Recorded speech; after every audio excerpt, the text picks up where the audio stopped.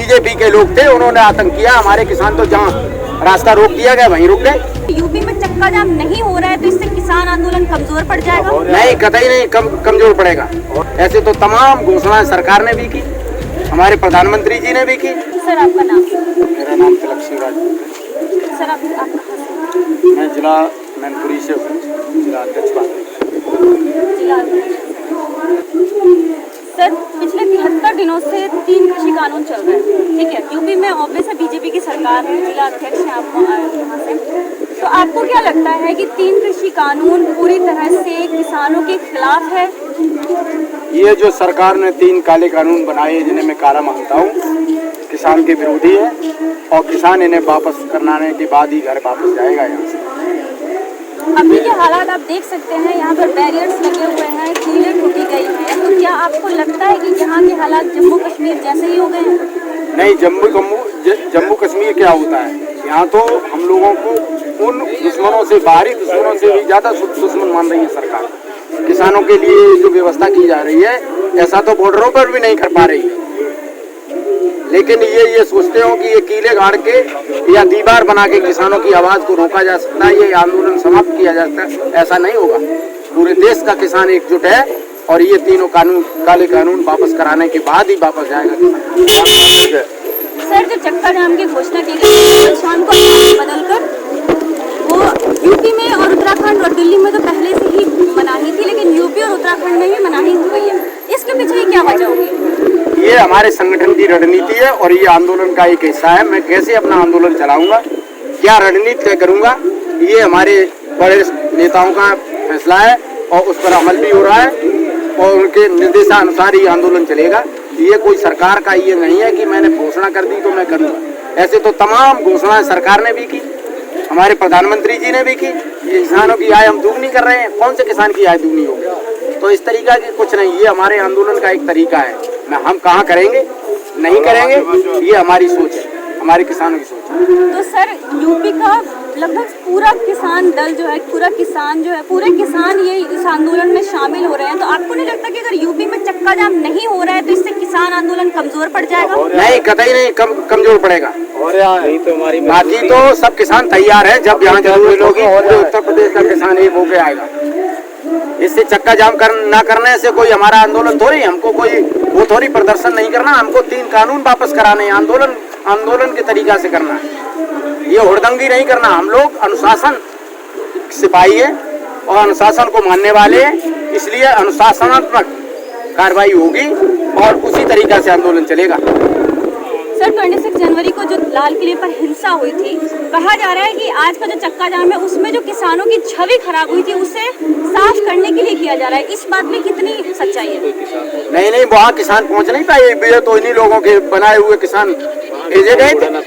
BJP के लोग थे, उन्होंने आतंक किया। हमारे किसान तो जहाँ रास्ता रोक दिया गया वहीं रुक गए, किसान गया ही नहीं वहाँ।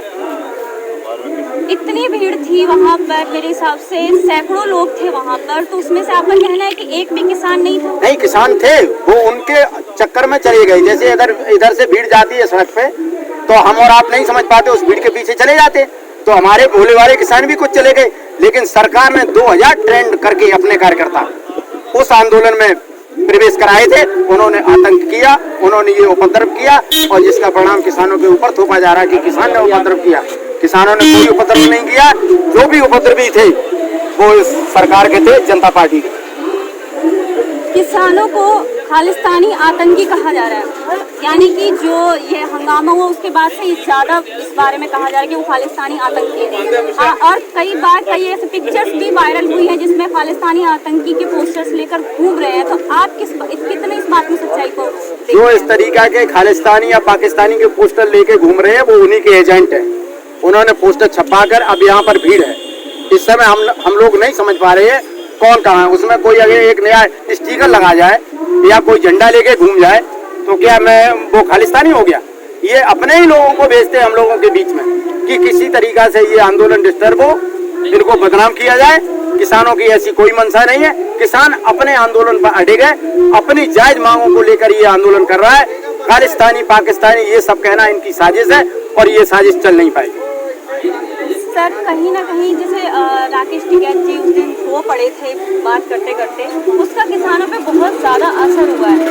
तो मैं ये जानना चाहती हूँ कि आपको लगता है कि अगर कोई किसान नेता सरकार में होता तो आज जो किसानों की हालत है वो ज़्यादा अच्छी हो जाती? बिल्कुल हो जाती। जब किसानों के प्रति सोच जिसकी अच्छी होगी वो किसानों का उद्धार करेगा, किसानों की विकास करेगा, किसानों की दशा सुधारेगा। सर, पीएम मोदी जब सत्ता में आए थे उससे पहले उन्होंने अपने क्या कहते हैं जो उनका घोषणा पत्र था उसमें किसानों को लेकर उन्होंने बहुत कुछ कहा था, उनका भला करने को लेकर कहा था। आज आप क्या सोचते हैं पीएम मोदी की सोच किसानों को लेकर कहाँ तक पहुँच गई है? पीएम मोदी की सोच किसानों को खेती से हटाने के लिए सोच बन गई है, इसीलिए ये काले कानून ला रही है। मोदी तो ये कह रहे थे कि हम दोगुनी और डेढ़ गुनी करेंगे, लेकिन हालात ये आ गए किसान का धान जो सरकार ने रेट निर्धारित किया था उससे आधी कीमत पर बिका गया। मक्का की पोजीशन हो रही वो भी आधी कीमत पर बिकाई, 1850 कीमत का बाजार में बिक रही है 900 रुपया। 1868 वाला धान 900 रुपया 1200 रुपया में किसान ने दिया। गन्ना का भी रेट नहीं निश्चित किया गया। ये सरकार की नीयत है, कैसे हो जाएगी किसान की आय दूनी?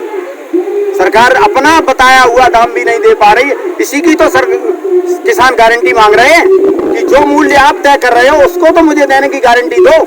मुझे तो ये अधिकार नहीं दिया कि मैं अपनी फसल का खुद स्वयं मूल्य निर्धारित करूं, लेकिन चलो मैं मानता हूं मुझे ये अधिकार नहीं, लेकिन आपके पास अधिकार है, उसको तो पूरी रूप से लागू करो। किसान को वो तो मिलना चाहिए जो आप तय करते हैं।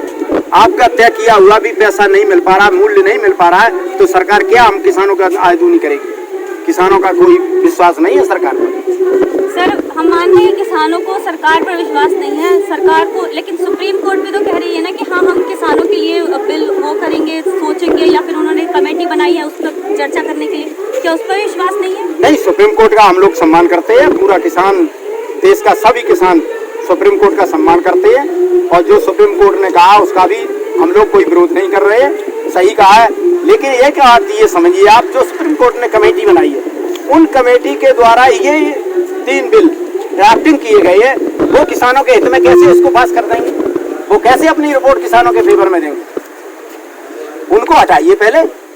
उन्होंने तो ड्राफ्टिंग की है, हमारे में से है और देश में तमाम किसान हैं जो बिल्कुल अनपढ़ किसान हो, उसको एक उस कमेटी में रख दो। हम नहीं चाहते कि हमारे नेता लोग हों या और हों, आप जिसको सबसे कमजोर किसान देश में समझ रहे हो उसको उस कमेटी में लाके रख दो, पता लग जाएगा क्या हकीकत है। आप देख रहे हैं नेट्रिक न्यूज, साहस सच कहने का।